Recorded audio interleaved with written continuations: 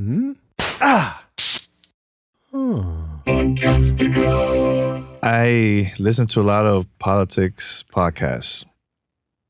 I take a break from big gaming and I just listen to political stuff, man. So Change of pace. very. I watch the Westminster Dog Show every year. Like, When I found that out, I was dying. I was like, "Are you for real?" oh no, it's like clockwork. Like once that show comes on, bloop, pop on the couch. Don't bother me. Leave me alone for 3 hours. I'm watching the Hound. I'm watching the Hounds. But is it gonna be a Beagle? Is it gonna be a Basenji? Who won last year? Depending on which breed. Okay. Wow, he's deep with this, man. All right, Parris, you got to top that. German Shepherd, by the way. So I'm heading over to CBS Radio. I'm in the car. I'll be there in about 15 to 20 minutes to meet up with Danny Peña. He invited me there a couple of weeks ago. He said, "Hey, I'm going to be in LA, and do you want to come check it out?" And this wouldn't have happened, obviously, if I hadn't had the podcast, if I hadn't interviewed him, and if I hadn't made a good connection with him where he felt like trusting enough to invite me over to CBS. And so I don't know what's going to happen or if we're going to just watch something or record an episode, but I'm excited. I'm excited because this is something new.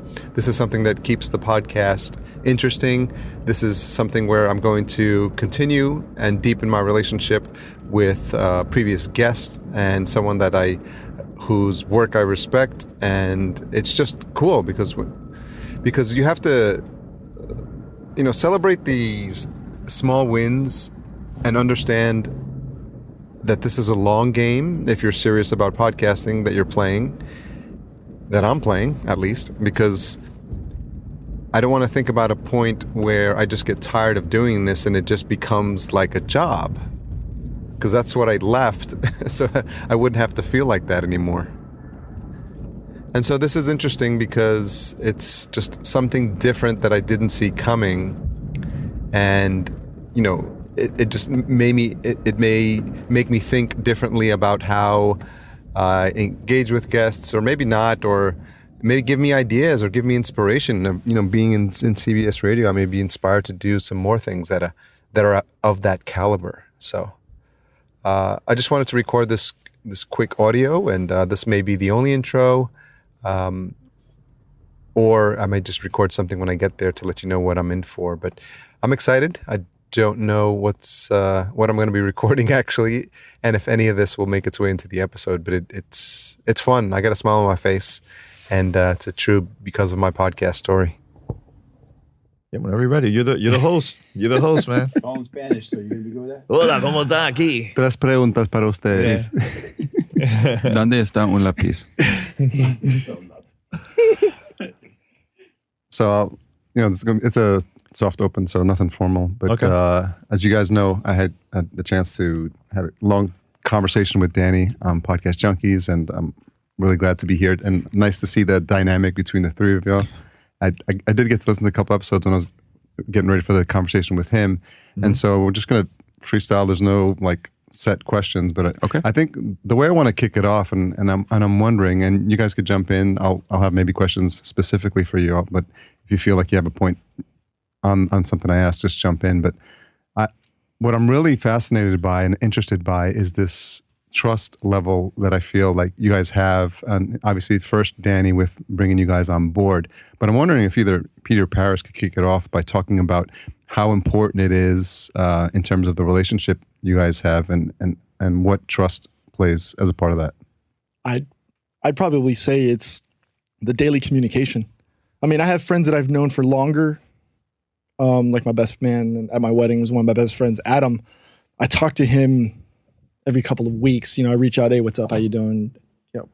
And just to say hello and, keep in contact. With these two knuckleheads, we're chatting.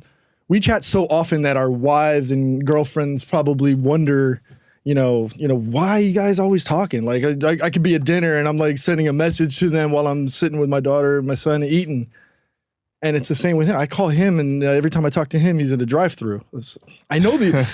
It is very true. And the only reason you know this is because you're always in contact with them, right? So it's that trust level is built from just constant communication, and there's times where we could probably finish each other's sentences because we know what the other is thinking.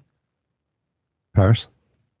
I would go along the lines of what Pete is saying. It is weird how it happened here. I'd say in the past 2 years or so, we opened up, maybe even 3, but we opened up a Google Hangout chat just so we could kind of communicate during the week about the podcast and things like that. And it just organically, over a period of time, just turned into this vehicle of communication that all 3 of us, and even I'll throw Mandy and David in there too, we're just friends of ours. Mandy used to be on the podcast before she took a job in the industry, where it's this brotherhood and this sisterhood where we're always communicating. When I get up in the morning, one of the first things I look at is the chat to see what happened, to see what's going on, who made a joke about who, or, whatever. And things like here, E3, we're planning in there. Danny and I a lot talk on the phone, usually kind of on our commutes home, just to see what's going on. Hey, did you try and contact this person to get this interview or to get this game or whatever? And we're always in this contact. We're always in each other's lives on a professional level and on a personal level, to where, yeah, I mean, they're 2 of my best friends ever. And it just happened. It wasn't something that was forced or anything. It just naturally happened. And I think that's why the dynamic works so well, because it wasn't a forced, or it never felt contrived in any way. It was just a natural progression. It just natively developed. Yeah. Just out of, the communal love for video games, and just we have a lot of mutual interests, so that helps. So Danny, does the relationship you have with Pete and Parris, when you put that in contrast with other types of relationships you have outside of this, is the change really that drastic for you when you compare what you have with them with what you might have outside of this? It is, because I talk to them 24/7, and I trust them. Like, to me, they're like my brothers. They seen my struggle. They've been there. Like when I had like personal problems in the past, and the thing is too, I always mention this about this, that they motivate me to become a better podcaster, a better communicator, better person to get contacts and interviews, and it's because of them. They motivate me, and I feel like we motivate each other to be better, So I there's people that I'm cool with, but I'm not. It's not like in this level like this, man. It's a. Yeah. Oh no! I saw you going like this, and I stopped. I was waiting to cue from him. I didn't want to stop. It's so good. No, I was just gonna say, and I think I've told you this before, but it's not something I've talked about publicly. Mm-hmm. You might find this shocking, but I'm actually a kind of a shy person. Like, I don't. It's hard for me to approach people on my own. If you get me going, I know that sounds crazy and I'm saying this, but if you get me going, then I'm fine. Yeah, I'm being 100% serious. The reason I bring that up is like being in a setting like here at E3, where you have to do an interview face to face with people and approach people and just get that whole social dynamic going. Mm-hmm. I used to be very hesitant to do that. It was a very scary experience for me to do something like that. But these guys kind of, I won't say forced me, but they pushed me to get out of my comfort zone on that. And it was like, you know what? There's just people like we are. It doesn't mean, go talk to them, go hug it out, go ask for, if I can get access to this or whatever. If they say no, that's all right. No, whatever. Your life's still going to go on. You're still going to be fine. So, you guys probably don't realize that, but it's true. I mean, even though I was doing the podcast before being on GTR, I always had that feeling of shyness, like afraid, like I actually wanted to go talk to people. And I almost feel like, you guys help get me out of my shell of that. Like even at E3 this year, just all the different people that know me or I know them, and we're hugging it out and we're talking and we're getting interviews and doing all this kind of stuff. 4 or 5 years ago, I'd have never done that. One of the things I thought was interesting is that you had the interview with Aisha Tyler, right? Yeah. And so, can you talk a little bit about how that arc has been? Because if you are saying that you are in fact someone that's shy, that must have been a crazy moment. And here it is. This is a true story, and I have to take you back to something else that happened the year before, so you'll understand. I know what it is. Yeah, you know. So Bonnie Ross is she works for 343 Industries, the Halo series at Microsoft, right? We were in a behind closed door meeting. They were showing off the Master Chief Collection. She was talking and all this. And then Danny was like, should we interview her? And I'm like, okay, if you want to go talk to her, go talk to her. And we get up to her, and all of a sudden he looks at me. He goes, Parris, my voice, I can't. She's already there waiting for someone to talk, and I got put on the spot. And I had to wing it. Inside, my heart was just do. I was so nervous and afraid because I wasn't prepared. I'm the type of person I like to make sure I'm prepared and have my notes and all that kind of stuff, and I didn't have it. I had to be very spontaneous. I've never listened to it. I've never listened to it. Still to this day. Still to this day. But Very true. everyone tells me it came out great. Well, last year, and this is even before the Aisha thing, we actually saw Bonnie Ross, and I got to talk to her, and it turns out she was just as nervous as I was, to do interviews, and it made me realize, again, it's just people, man. Yeah. They're just people. So flash forward to the Aisha Tyler thing. I was nervous at first. I was like, oh, man, this Aisha Tyler, this is someone I've watched on television for years. I don't know if I can talk to her. Mm-hmm. And again, Danny's just right there at the recorder. Okay, let's go. And it's like I'm on the spot, and it's like, well, you got to go. And it just clicked. And I just ran with it and went, and it wound up being a fantastic conversation. We had a lot of fun with it. And I would say ever since then, you can't let yourself get intimidated by this stuff. You just, they're just people, And the thing is too, sometimes like at E3, we have stuff already prepared, what's coming. But just like today, we had like 2 interviews that just happened randomly, like out of nowhere. And if you got an opportunity like that, you got to go for it. Even if it's not perfect, you got to take advantage of that, So talking to Parris, he was like, man, this interview came out pretty good. We interviewed Deej. He's the community manager for Bungie. It's a Destiny game. It's really, really popular. And Pete, he interviewed one of the developers that worked on Call of Duty. That was not planned. That just happened like us on the side, like trying to get like last minute appointments to see if we get like an interview and stuff. So that's one thing that we're really good at. We hustle, like we work really, really hard. But we looked at each other like, okay, let's see this at the moment. And then everything worked out, man. You know what I'm saying? So, but that comes from what he's saying. That just comes from years of working together, and I know how he's going to react to something. He knows how I'm going to react to something, and we just kind of dynamically go on with it. Because even a few nights ago, we had an interview for the new game Titanfall 2. And we got to talk to someone that we had talked to a few years ago for the original game. So we already had a little bit of a comfort level with him. That we went for 25 minutes or something talking to him. And then we also got to talk to the head of Respawn Entertainment as well. And again, that one was completely unplanned. We didn't even know it was going to happen. It was just like, all right, showed up. We got to go. And you just do it. And guess what happened? They said it was one of their best interviews. Huh. Yeah.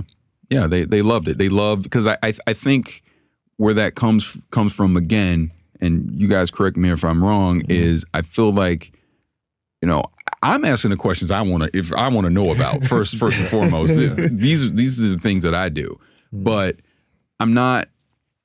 I feel like I'm trying to always be genuine when I'm talking to someone, that I'm like, hey, I really like your game, or if there's something critical about your game, I'm not afraid to say, I didn't like this, but I'm going to say I didn't like it because of this. And I feel like the people we talk to respect that, and then they want us to come back and talk to them again, because I think it's refreshing for them to not just get a cookie cutter, hey, your game is great, hey, this thing is great, high five every time. And on the flip side, they don't also want to hear your game sucks, your game sucks, your game sucks, with no explanation as to, all right, well, what do you want us to do to resolve that issue?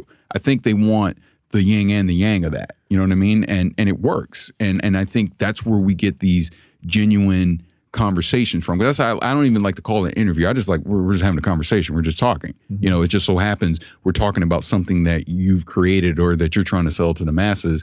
And I'm trying to find out more information about it, and it just goes that way. It's a two-way street. Part of that just comes from being honest. Yeah. Just Find out. Just be completely, and you don't even have to be brutally honest because a lot of it is how you say it, not what you say. But just ask a question, like you said. Like, what would you want to know? What do you think other people want to know? And then just go from there. Just let the conversation flow. Yeah, what I think is important that you guys are doing is you're putting yourself, and you're always having the hat on of the gamer. And you guys remember what it was like when you were getting started, and maybe you were reading a magazine on gaming, or if there was podcasting before, you connected with Danny, and there was always this excitement about this industry or this particular game. And it seems like you haven't lost that freshness or that energy or that enthusiasm, and you kind of have that in the back of your mind as you're asking these questions to these folks and you're having these conversations with them. You always have that sort of, you're there as a representative of the people who are listening to the show, right? And you're their ambassadors, and you have the mics, and you have the exposure, and you have the access to these people. And I think what's important, what I've noticed is that you're not losing that connection and that just excitement about coming in day in and doing this day in and day out. Mm-hmm. I mention this all the time. I still feel the same kid from 2001 when they started recording on cassettes. Like, I still feel the same. Still excited. Still having fun. The day I'm not having fun, that's the day I'm going to stop. But being with Pete and Parris, like, it just, personally, every year it gets better and better, man. Every year we're having a blast, with E3 and when we attend different events and when we do interviews, when we record every night. There's some days I'm like super tired from work. Get home, they're ready to record. I'm like, all right. And I'm like, all right, let's record for like 30 minutes. All right, we're done.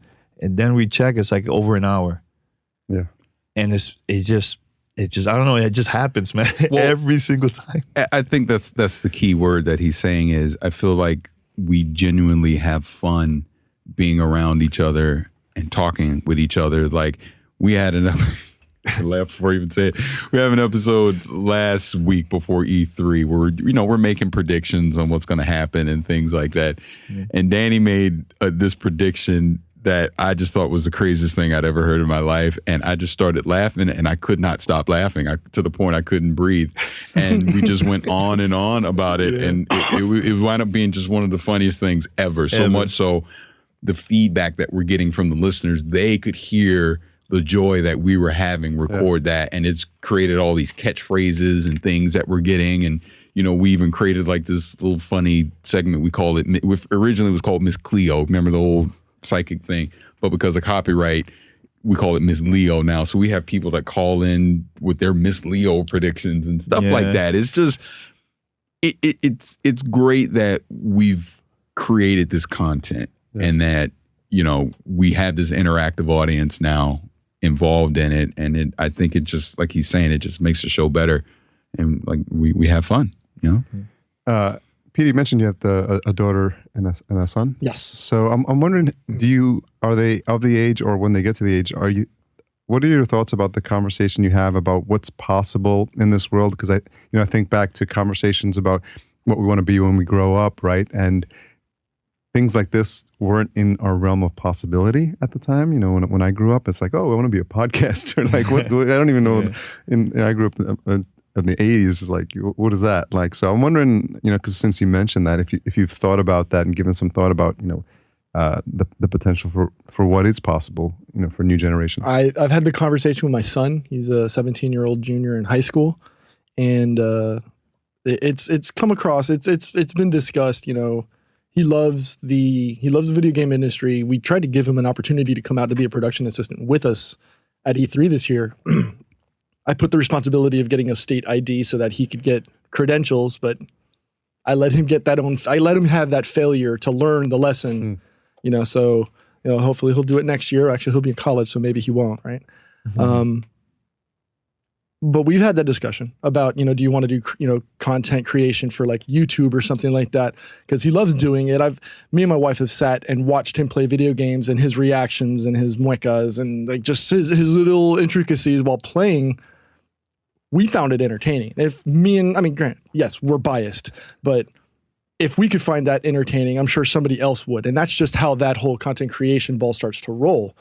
With my daughter, she's a little more shy.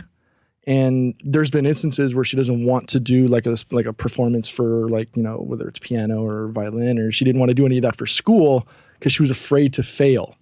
And that was one of the things that we had to press upon her. It's like, look, that's the only way you're going to succeed is by failing. And, you know, that kind of comes across as well for us.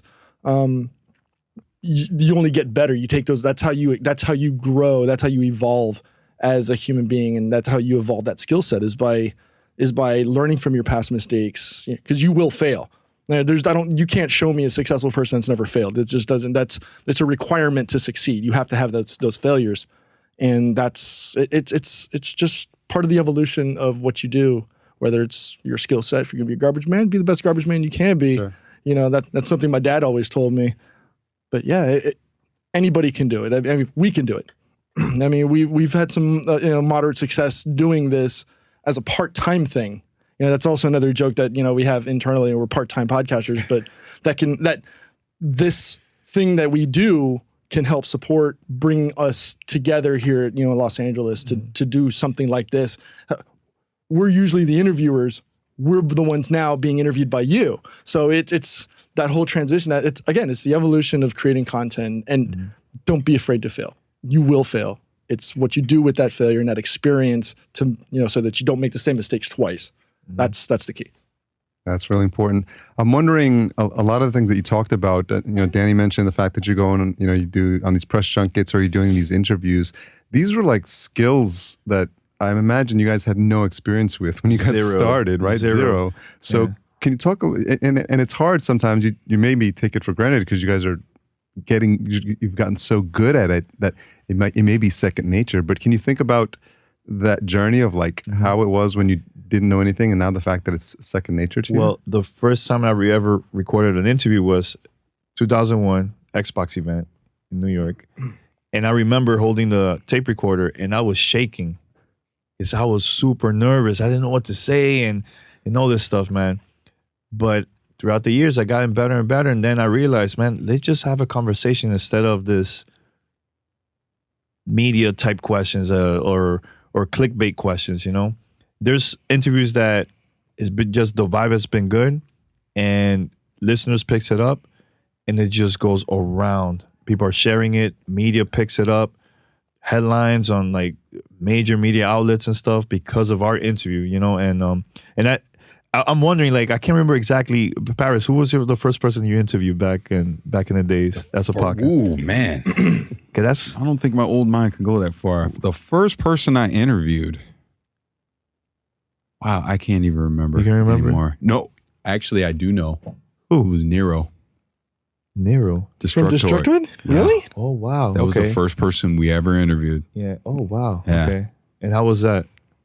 Pretty sure it was terrible. I shudder to even think how those early podcasts used to sound. I guess just go off of what you're saying from my point of view, I just try to prepare. I mean, if we know we're talking to someone and I have time, I try to lay out just a flow of questions, some things that are naturally going to progress from one to the other. And not that I'm reading things word for word, but just bullet points, notes to kind of know the direction that I want to take a conversation and always be ready to be spontaneous if need be. Like if they say a key phrase or word or something, oh, well, what about this? And then I might tangent off into that. But then I have the notes there to kind of get back on track and make sure I hit those key things before you get to an end of an interview. So, I mean, but then like Danny was saying, like we're talking just even here at E3, you have these surprise things that you weren't even prepared for. So then, you just go with the flow at that point, just try and do the best you can. And again, it just comes down to practice makes perfect. Just the more you do it, the better you're going to get.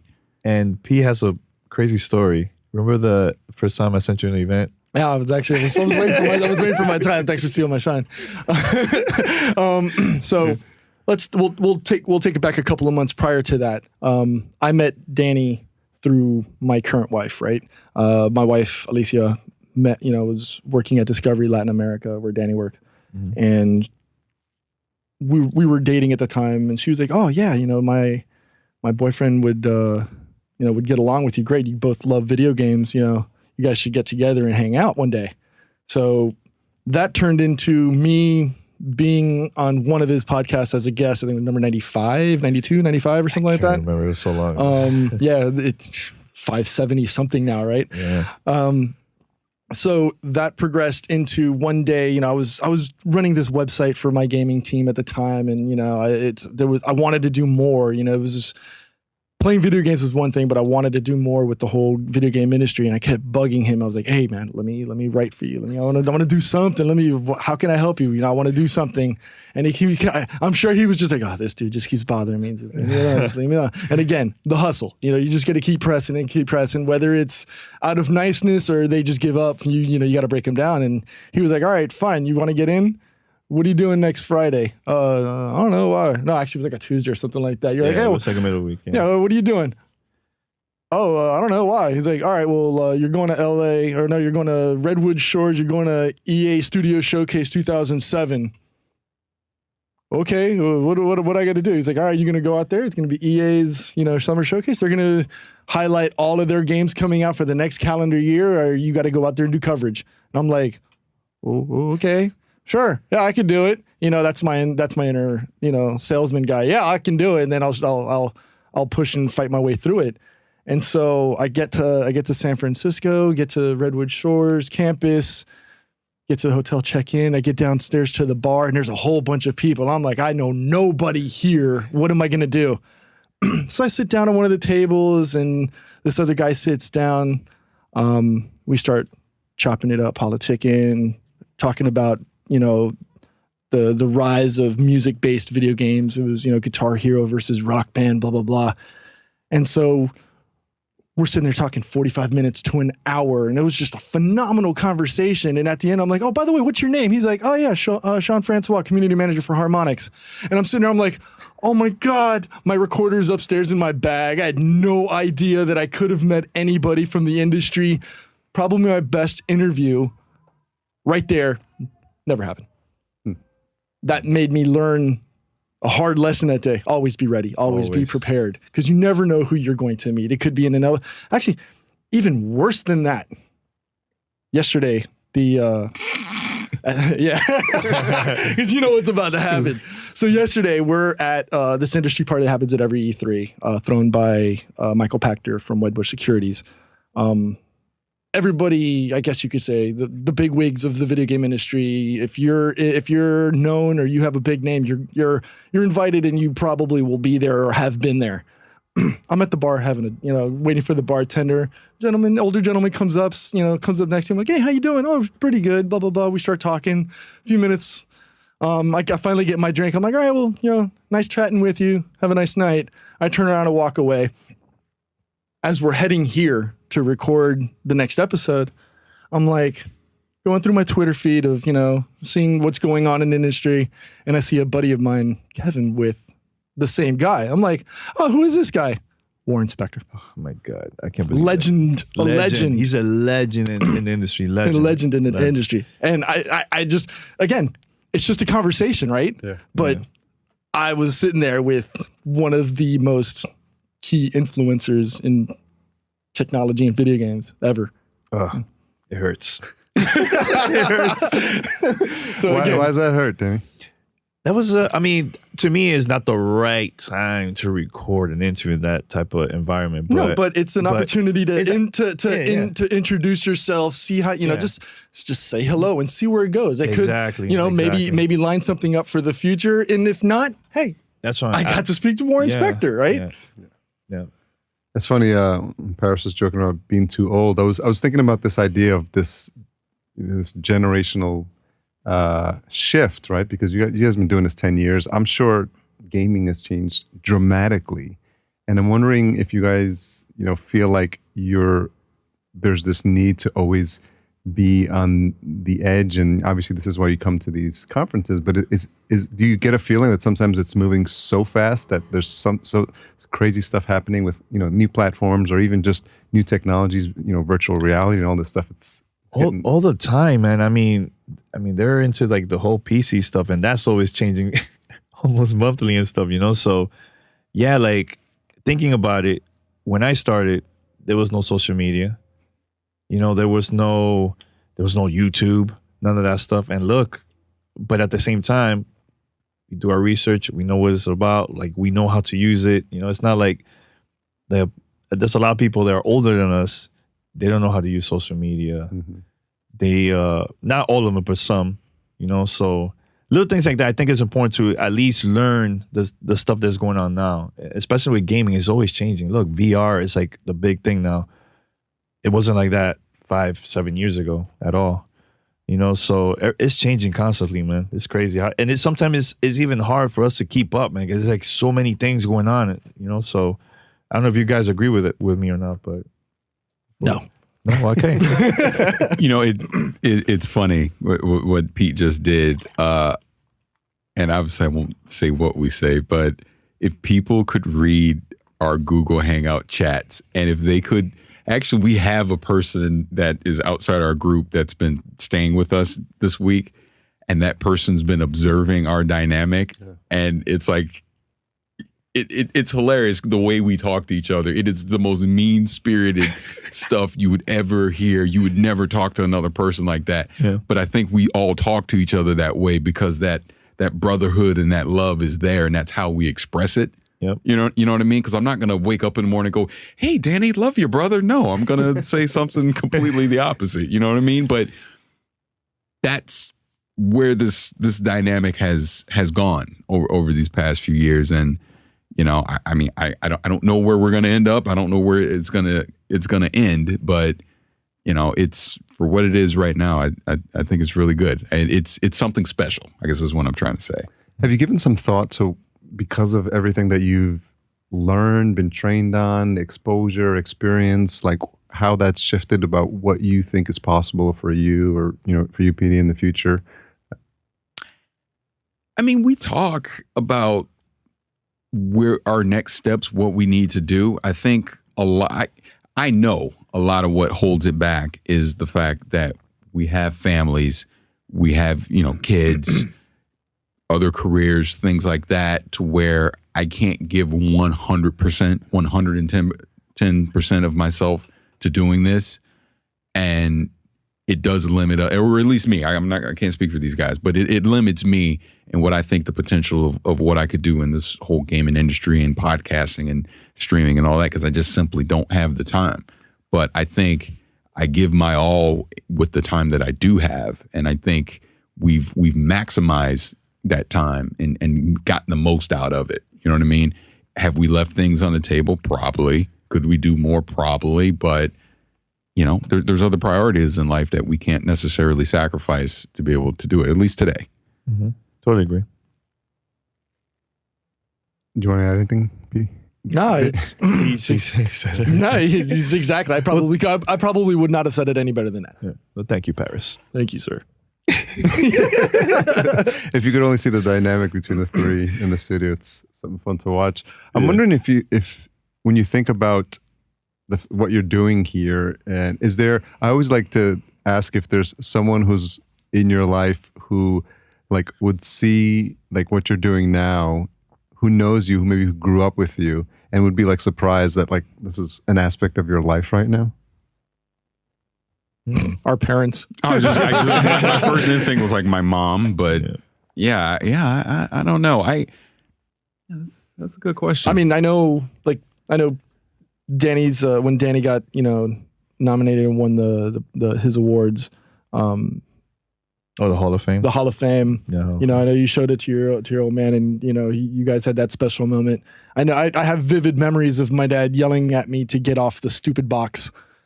You know, countless I've been through that too, man, many times. And now he's the first one to come, oh, look, my son's in the newspaper. Look, my son's on CBS Radio thing. He's the first one to yell and show off to his friends that I'm doing something in the video game industry, the same thing that he always encouraged me to get away from.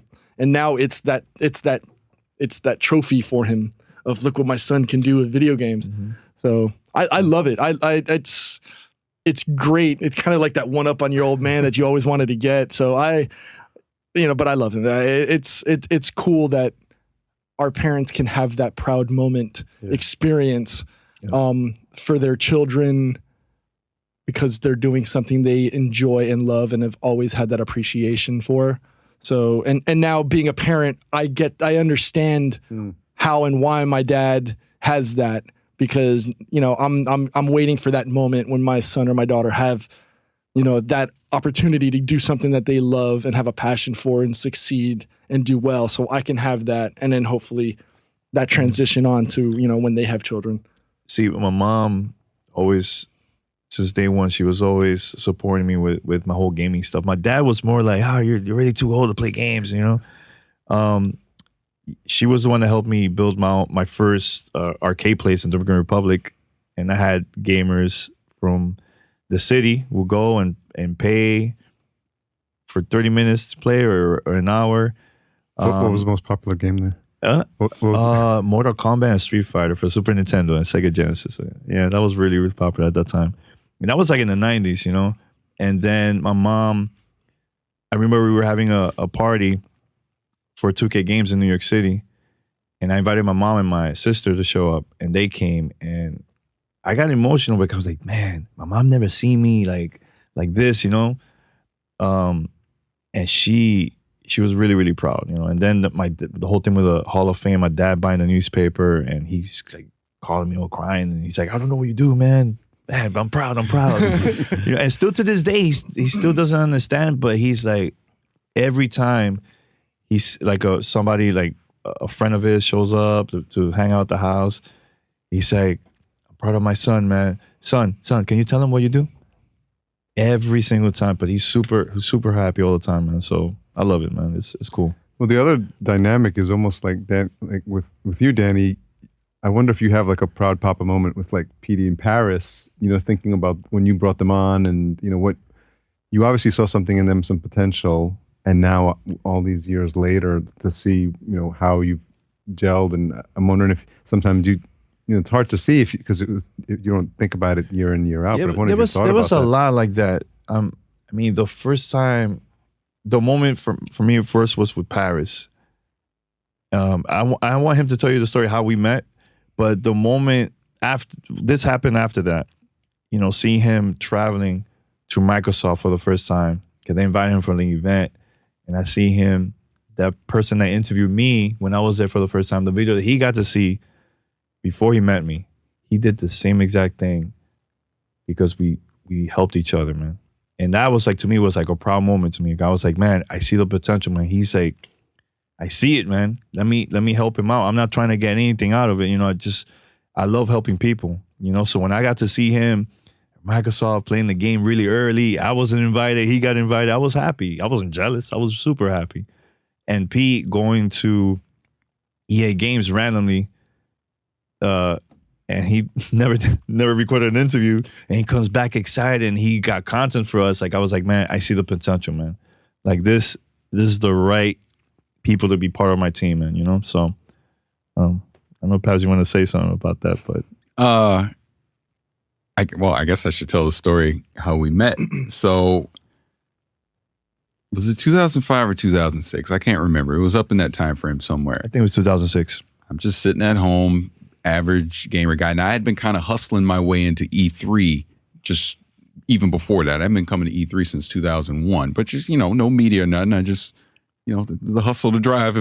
I've always been the type, if I see something I want, I try to figure out how I'm going to get into it, right? So 2005, 2006, I'm watching a video at home. And like he said, YouTube and all this stuff really didn't exist back then.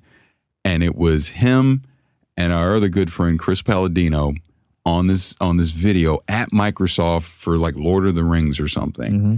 And I remember, I was like, wow. They and I had been listening to Gamertag Radio at this point because he had just started it, you know, probably just hadn't even been out a year at this point. And I was like, wow, that's really cool. He got to go see this game at Microsoft. And I hit up my other friend that I would play video games with online. And I'm like, man, I want to do that too. He's like, yeah, let's figure it out. Let's start our own podcast, right? So we started our own podcast, and it wound up being a disaster. But the thing that came out of that was I really respected Danny and Chris at that time because they were the gaming podcast that I listened to. So I was like, let's reach out to them for tips. Maybe they'll give us some tips, help us get started, whatever. So we emailed Danny, we emailed Chris. Chris responds right away. We hop on, I think it was Skype or whatever it was at the time, like on a Saturday morning. He listened to our podcast, shredded it to pieces, said what was good bad about it, but gave me tips like, hey, matter of fact, the editing software I use to this day. Here's one suggestion. Stop. Yeah, he gave me tips on how to edit, all this kind of stuff, which was great. Never heard from Danny, right? Weeks go by, never heard from Danny, right? So my other friend got upset and sent him a angry email. Instagram. Yeah, and when I found out, I'm like, dude, you can't do that. That's no. Why are you going to piss this guy off? So I then emailed him like, look, I don't know what my friend said. I apologize. It's not how I roll. Da da da da da. Well, Danny, it turns out, was on vacation with his girlfriend, and he came back and he understood and whatever, and we knew each other, but it wasn't we were chatty or anything like that. And then I think it had to have been 2007 that Medal of Honor, there was a Medal of Honor event out here in LA, ironically enough, that we both got invited to. Because at this point, I had started another podcast called Uncle Gamer, and I was doing my own thing. And that's why he mentioned I went to that Microsoft event early 2007. But then we met the summer of 2007 at this Medal of Honor event, and we kind of hit it off, and we were friends. And then from that point on, we were always friendly with each other. We'd always help each other. He'd give me advice. He was kind of like that big brother in podcasting for me to kind of point me in the right direction, and he'd give me advice. He was like, yo, don't be afraid to go ask for stuff. Don't be afraid. He's like, you got to get out of your house and out there meeting people, shaking hands, kissing babies, to get yourself out there. And it worked. And we were literally doing our own separate things, but it's something like E3, kind of like when Khalif and Cicero were here now. It was kind of that dynamic where they were doing their own thing, but we'd help them out, And Danny and I had that relationship. Eventually I met Pete, and we were always real chummy, really good friends. We'd always been friends. And he'd said a key thing before. There was never jealousy. I was never jealous of anything that he got, any accolade he got, vice versa with me. It was always, congrats, that's awesome. Like I remember I got a BioShock interview or something that no one else got at the time. He's the first person to congratulate me on it. And I said to him, put exclusive interview, because nobody has it. Yeah. Be proud of that, man. That was like a huge achievement for you, man, But the point is, we had that dynamic for years. Like I said, from 2007 till, what was that, 2012 I came on GTR? 2012. Because I had actually stopped podcasting because just life, career, all that, I kind of felt like I had done enough, seen enough. I was very happy with what I achieved. I was okay without doing it. It was fine.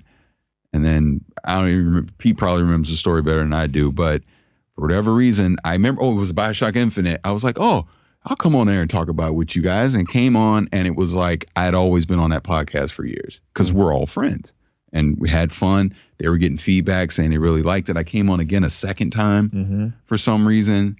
It was a good time. And then I think a listener was like, well, why don't you have him on all the time? And then Pete hits me. I remember this vividly. Saturday. Pete hits me up on a Saturday. I'm standing in Sports Chalet with my son on Facebook. Well, you going to join or what? And I sat there and thought about it. Why not? And I even at the time was like, look, I don't want any pressure on me. I'll come on if I can. If I can, I won't come on, just stuff like that. And next thing I know, they putting up press releases and saying I'm on and all this stuff. Major announcement and everything.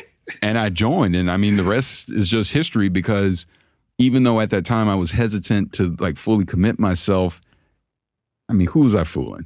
Of course I was going to commit myself to this. That's because I think the one thing all three of us share is work ethic. You get nothing in this life sitting on your butt doing nothing. You got to go get it. If you want anything, you got to go get it. And that's just how all three of us think. So even in our group now, we're always trying to get that next thing, get that next interview, get that next game, just whatever, using whatever resources we have. And I think the one great thing that happened is I went on my own, but like Danny didn't have to help me get to where I was in podcasting. And I decided to not podcast on my own. So when I did join them, it was never a thing of I was trying to get something from them. It was never that. It was never about ego or I wanted the status or anything like that. It was just like, I'm friends with, because even when I stopped podcasting, we were still friends. We were still talking and, doing all that stuff. So it was, and I even remember, I think Pete came out here for an event or something, and I just came and hung out with him because that's my friend, you know? So when we all decided to get together, I think one of you even said form like Voltron or something crazy like that. Oh, I did that. Yeah. During the speech, Hall of Fame. Yeah, I mentioned that. Yeah. But it just worked because, like I said, I think we've always been friends first versus a podcast is just a byproduct of what we do. Because again, we have these conversations we have offline anyways. We just happen to turn on the recorder and have, we argue. Honestly, this is the first time that us three were talking about this. We never. No, it's always just been unsaid. Yeah. Harry, this is a podcast exclusive for Podcast Junkies. I'm learning. I guess I got to put exclusive on this. So Parris, one of the things you mentioned was the fact that you got this mentality of like, I know if I want something, I got to go after it. I got to hustle for it. So like, where'd you learn that though? From my mom. Yeah. From my mom, because my mom is the ultimate hustler. She's always been, and not in a bad way. It's just, she was a single mom raising 2 kids and she made it work. She did what she had to do to make it work. And I had a great life as a kid. St. Petersburg, Florida. And I never went without as a kid. And like I said, looking back now, I'm thinking, wow, she was a single mom doing all this. If there was something she wanted or she wanted to do, she did what she had to do to go get it. She worked hard, bust her tail to go get it. So, I've always had that mentality of just even in my real life career as network engineer, all that. It's like, what? I want to be a network engineer. What do I need to do to be a network engineer? And you go do it. I want to be a podcaster. I want to be good at it. What do I need to do? I want to go to E3 and I want to, because I guess I'll tell this story real quick. So like one of my favorite games is Destiny, right? And I knew they were going to be here doing like some interviews and stuff, but it sounds like it was very limited on what the interviews were going to be. Sure enough, we go up there to the publisher to try and get an interview. They told us no. But, she left little key details in there on how to actually find out where these people are. And we found out how, and we made it happen. And we did that interview because it's something I wanted to do. Yep. And we did it, Same, and same goes for those guys. If there's something that we want to do, we figure out a way to get it done. And I just think that's the mentality you need to have, whether it be in podcasting, just life in general. And I'm not saying you need to break laws and do anything crazy like that, but, just put in the effort. If you fail, like you mentioned earlier, if you fail, that's okay. You tried. I'd rather fail and try than to not try and always wonder what if. So that's just how I look at it. Yep. Petey, can you think of someone who's, as you were growing up, inspired you? Because you guys have this I've heard this a lot. I mean, a couple times already tonight. This idea of like not being jealous, not lifting each other up, and I'm wondering if that's something that's I feel that's inherent in the three of you, and I'm wondering if that's something that someone taught you. I got the work ethic from my dad. I mean, my dad was a post office worker. I mean, he still is. 25 plus years he's been in the post office, which isn't easy work. You're in the hot sun day in, day out, rain, like they say, rain, sleet, snow, whatever the mail has to go through. Up at 5 a.m., coming home at 6. I learned that from him. And I lived a very comfortable life. My parents both worked, full-time jobs. My mom sometimes worked 2 jobs at a time, to make sure that we all, that we lived and never needed, we went on vacations, I played 3 different sports growing up as a kid, did martial arts, the whole 9. I had everything I ever wanted. I was the only kid on the block with a TV and video game systems, and anything and everything I ever wanted, my parents made sure I had the opportunity to have. Did they say no? Yes. But that showed me that you can't just expect everything in life. And I did the normal kid things. I mowed lawns and washed cars to make money. Nothing in this world is free. And like you said, like Parris said, you put in the time, the effort. Worst they can do is say no. Some things, the simplest thing is to ask. And this goes back to what Parris and Danny were saying about earlier today. When we had the opportunity to get that podcast exclusive for Call of Duty. Yes. We happened by chance to see the PR for Activision. He was like, "Hey, what's up, guys?" I was like, "Hey." And Parris, as if he was just saying, hey, good morning, how are you? He was like, hey, can we do an interview with one of the devs for Call of Duty? He's like, yeah, sure. Let me go ask. And as simple as that. Had we just been like, okay, well, they already said no, we're not going to it's not going to happen, and walked away after saying hello, we never would have had the opportunity. And all it took for him was to say, hey, can we get an interview? But the reason that happened was because this particular PR person, I'd established a relationship with him back in 2007, and it has carried on here into 2016. Yep. So it's okay for me to ask him that, because he will be perfectly honest with me and tell me yes, or he will tell me no. And if he tells me no, all right, I'll try again next time. And it's fine. Never give up. Yeah. Very cool. Well, that's a pretty nice way to wrap it up. I'll do a quick lightning round if whoever wants to jump in. Okay. Think about something really quick that most people don't know about you. I listen to a lot of politics podcasts. I take a break from big gaming and I just listen to political stuff, man. So Change of pace. very. I watch the Westminster Dog Show every year. When I found that out, I was dying. I was like, are you for real? Oh, no, and like clockwork. Like, once that show comes on, bloop, pop on the couch, don't bother me. Leave me alone for 3 hours.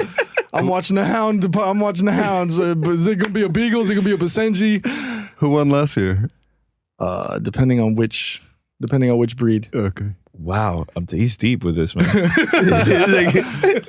Parris, you got to top that. German Shepherd, by the way. I think I gave mine away already, as people don't know I'm actually a very shy person. All right, well, you already used that, so there's something else. Yeah, something else. Okay, I want to move my family to Europe, and I want my kids to get a European education. And people think I'm crazy when I say that, but I would really love to do that, because I think one of the best things that ever happened to me was joining the United States Navy, and I spent 3 years living in Japan, and I got to see the entire world, and it really helped make me who I am today. And I would love my kids to have a similar opportunity. So, yeah. Put them in the armed forces. Hey. Fantastic. Danny, thank you so much for the opportunity to come here and do this. I had a blast talking to you guys. Anytime, Getting to know you guys a little cool bit peeps, more. man. Cool peeps, Yeah, man. thank you. Thanks a lot, man. Thank you. It's a lot of fun. All right. Thanks. So as always, something interesting, something to try out, something to experiment, something to share with you guys. I wanted to make sure I had that intro recorded as I was getting there to capture the emotions. I think I probably would have liked to record more if I had the chance. But what I learned was that I was actually going to be using the studio equipment at CBS Radio, which was even better because you don't have to worry about anything there. And you just literally sit in the chair. This is like a podcaster's dream, right? You sit in the chair and there's not even a record button to press. I think they're just constantly recording. The technician who was there for Danny's show was there as well. So Danny recorded his segment, day 2 of E3, the gaming convention. And then we came on afterwards, and it was me, Danny, PD, and Parris, and that was the conversation you just heard. And it was exciting, guys. It was just really exciting to have that feeling that you're in the chair in CBS Radio, and you're conducting an interview, and talk about putting like an intention about what you want the show to be or where it could go.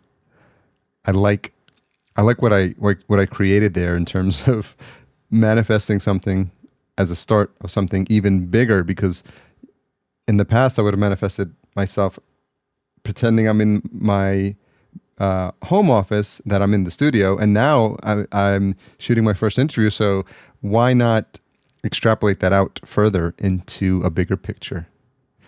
I got a smile on my face again as I record this outro, as I did with the intro. So it was fun times, and I'm glad you guys got to learn a little bit more about his co-host. I know we talked with Danny, but I couldn't resist this opportunity because we got to know PD and Parris, but also because I want to demonstrate to you what's possible. And if you've been doing a podcast already, mix things up, get out of your comfort zone, expand the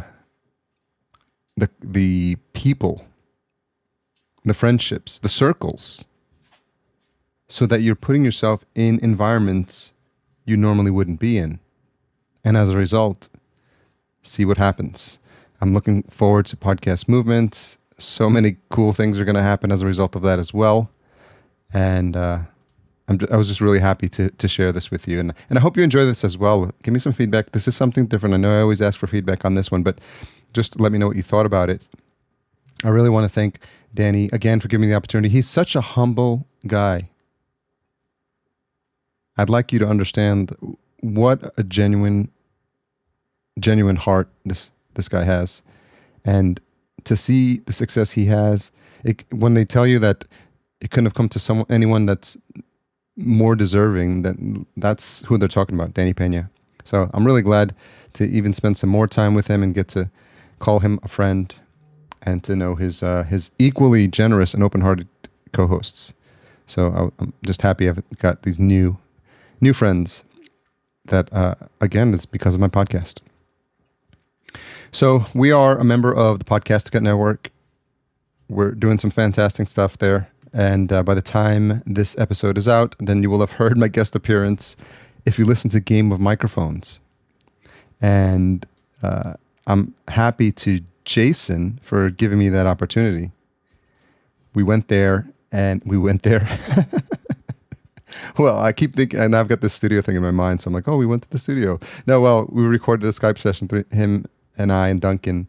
And if you're a Game of Thrones fan like I am, then it was an awesome opportunity to geek out on someone else's podcast. I did it in the past last year with it was for the Walking Dead show, but I did it for a special episode they had where they reviewed Old Boy, which is one of my favorite movies. You should check that out. So yeah, Podcastica. We just like to keep it in the family and look for ways to lift each other higher. So check out podcastica.com. Music is by music. I'm a little funky here because I have my notes. It's funny, I have my notes for my outro, and sometimes I read them literally and I forget to have them just as talking points. Intro and outro music composed by Cedar and Soil. If you have not done so already, subscribe to the show. I think at some point I'm going to make this a bit of a coordinated effort where I ask people to subscribe and review within a span of time. So if you want to hold off for that, that's fine. I totally understand. But what you can do is actually tell a friend. Tell a friend about the show. I've had some new guests that have been on the show. They've introduced me to future guests. I'm talking to you, Joe. And because of Joe, I know Rob, who just came out, Rob Lawrence, which was last week's episode. If you missed it, host of the Inspirational Creatives, please check him out. He's a fantastic interviewer, guys. So please, if you missed that one, go check that one out. That's episode 95. I'm continuing my social media blitz on Snapchat, Harry Duran, on Anchor. I believe it's just Harry Duran there. And Instagram, Podcast Junkies, and what happens is I tie them all together into one theme, and then I finish up on Facebook Live. I just saw some tips. I read some tips about better ways to hold a Facebook Live conference video. What do you call it? A Facebook Live event. And so I'm going to be tweaking that as well. I love the engagement I have. I've been testing different times, and I hope you can join us on one of them and give your feedback. It's so much more fun when I get to share these times with you. And just like I do with this podcast, I sincerely feel that I'm here sharing my time with you, and more importantly, you're sharing your time with me. And I never get tired of saying I thank you. I never get tired of saying how grateful I am for your listenership and for all the new fans who are listening. I see the downloads are increasing, which is always a good thing. So that means there's new folks. I ran into a couple online the past couple of weeks, and I can't wait to meet a whole bunch more. So countdown to 100.